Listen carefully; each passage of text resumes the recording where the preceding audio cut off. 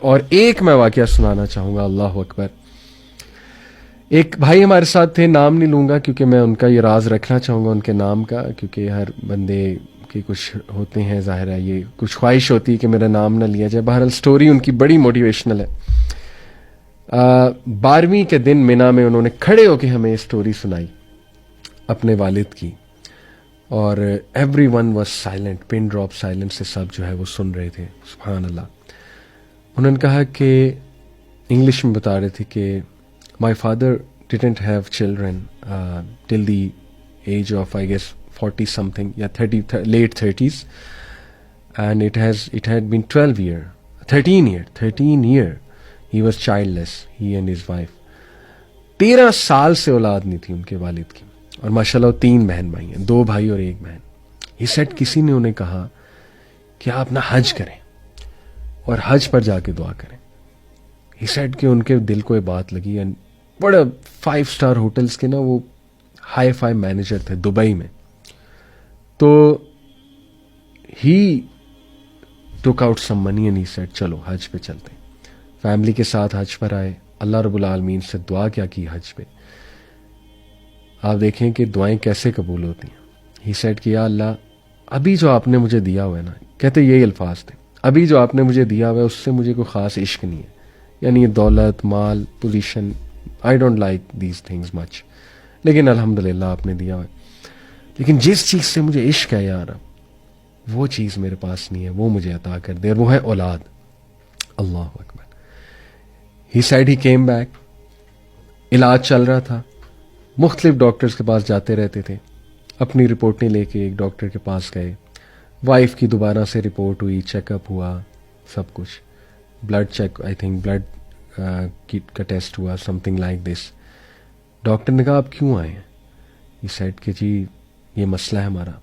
کہتے کوئی مسئلہ نہیں ہے, آپ کی تو وائف پریگننٹ ہے. اللہ اکبر, اللہ اکبر. یعنی ہی سیٹ کہ آپ کی تو وائف ایکسپیکٹ کر رہی ہیں.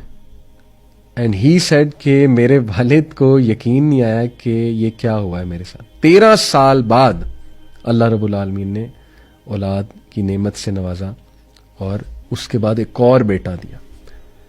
کہتے اس کے بعد میں پیدا ہوا, اس کے بعد ایک بہن دی, اللہ اکبر, بیٹی دی.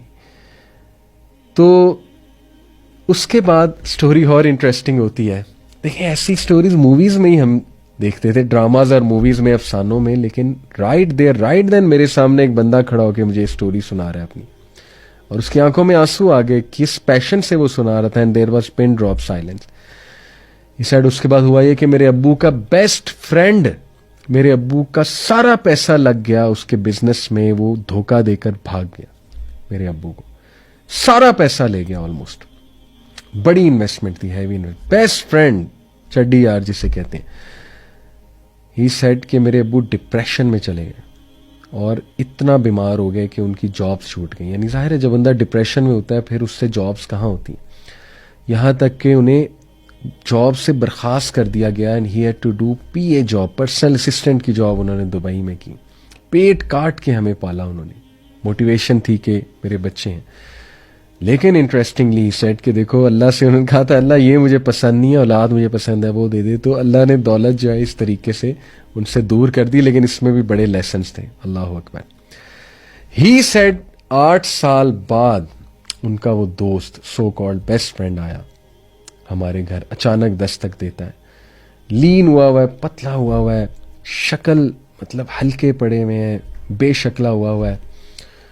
میرے والد کو آ کے ہاتھ جوڑتا ہے, ملتا ہے, کہتا ہے کہ مجھے معاف کر دیں.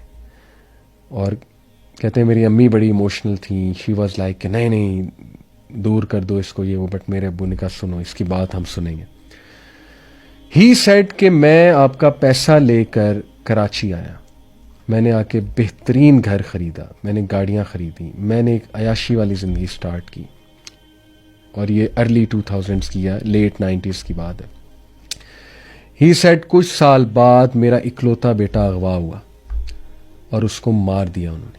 میرے سے پیسے بھی لیے اور اس کو قتل کر دیا, اس کو گولی مار دی, اس کو مار کر پھینک دیا. ہی سیڈ کہ یہ جو گینگز ہوتے ہیں یہ آپس میں پھر کانٹیکٹ شیئر کرتے ہیں, بتاتے ہیں دوسرے گینگز کو, یہ باریاں لگاتے ہیں کہ اس نے پیسہ بھی دیا تھا, یہ بندہ پھنسنے والا ہے, اس کو پھنساؤ, اس کی یہ انفارمیشن ہے.